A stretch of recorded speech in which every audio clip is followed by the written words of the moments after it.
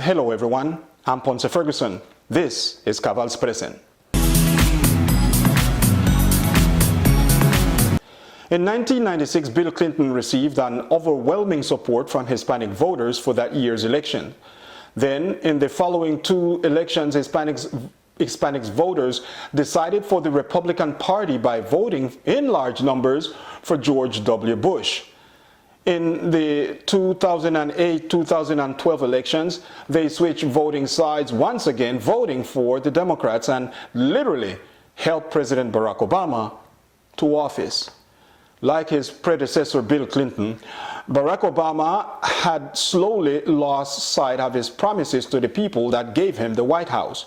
Promises that came and went, as the winds of politics do in Washington, D.C. During the past 2 decades, the Latino vote has grown into an influential force in presidential politics. Now, millions of new voters are showing up at the polls, driven to a great extent by the anti-immigrant sentiments espoused by the Republicans.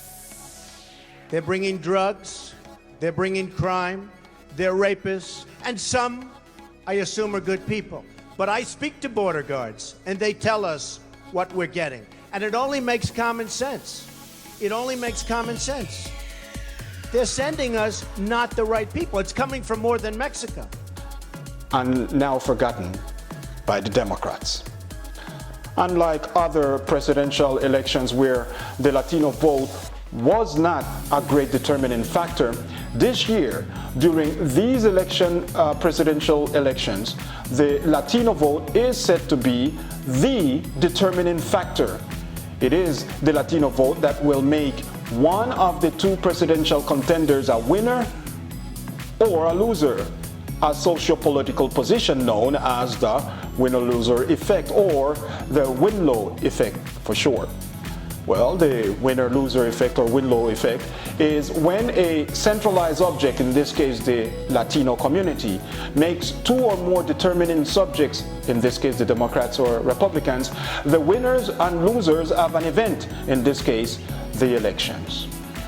Of the millions of Latinos who will be showing up at the polls, more than 800,000 recently turned 18 and became eligible to vote in the United States. These are they who were in their early to mid-teens 4 years ago, which seems that both the Republicans and the Democrats have forgotten about and for some reason are not courting.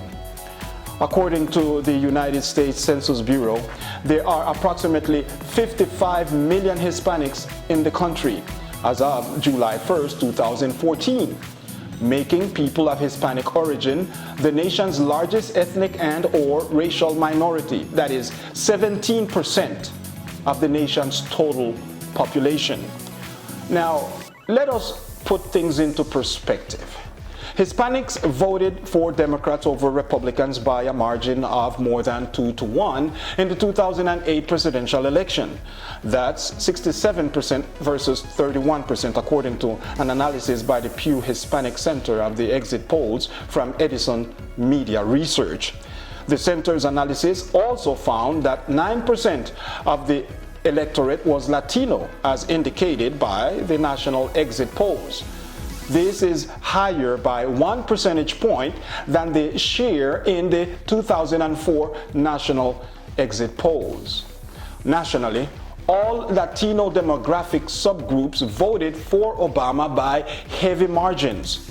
According to the national exit poll, 64% of Hispanic males and 68% of Hispanic females supported Obama.